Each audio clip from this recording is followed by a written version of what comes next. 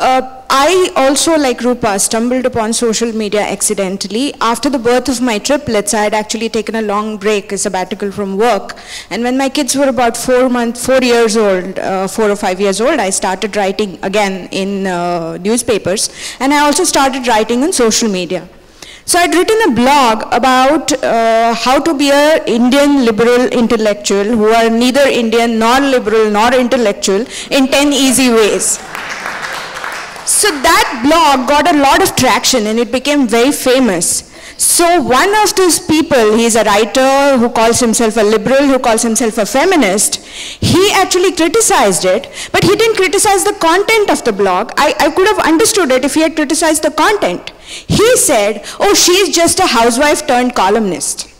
And this guy calls himself a liberal and calls himself a feminist. But he thought using a term like a housewife, which was my choice incidentally, using it in a very pejorative manner was perfectly okay.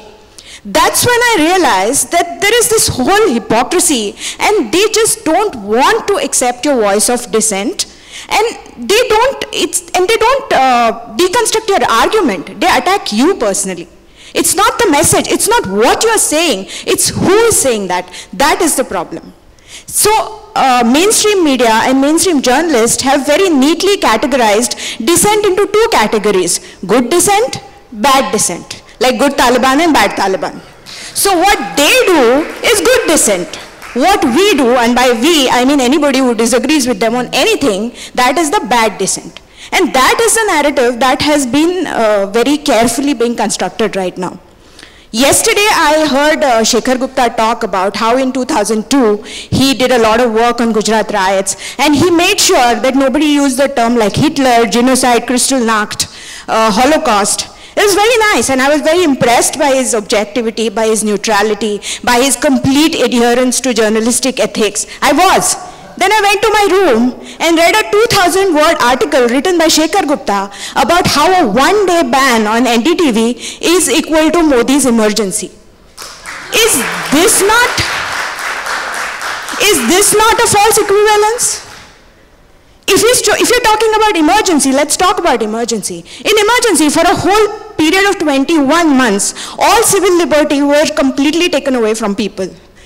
Democratically elected state governments were deposed. People were put into jail. There were 22,000 people who were put into jail arbitrarily without any trial.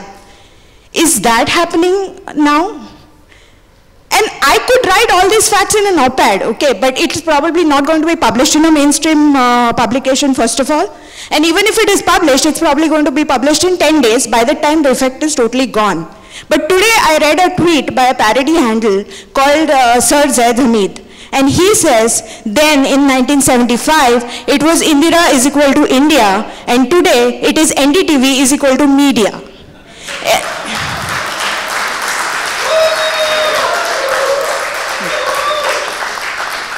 Under 140 characters. But he had to say everything that has to be said. And that is the power of social media. It catches lies. It gives it back to them. And that is why the mainstream media doesn't want it. That is why they think it's very easy to call us right-wing trolls. And that is why they want our voice to be gagged. But it's not going to happen. Social media is actually giving the voice to the dispossessed. People who didn't have a voice earlier, which is what mainstream journalism was supposed to do. But you didn't do it. You know, till a few years ago, freedom of expression was a lovely one-way street. And it actually was a one-way street. It was a nice leaf-lined street in Lutyens, Delhi. And there were lots of no-entry boards. But now, it's a 16-lane superhighway and anybody with a smartphone and an internet connection can get on it and they can let people know what are their opinions. They can contribute. They're not passive consumers, they're active contributors. And that is the power of social media.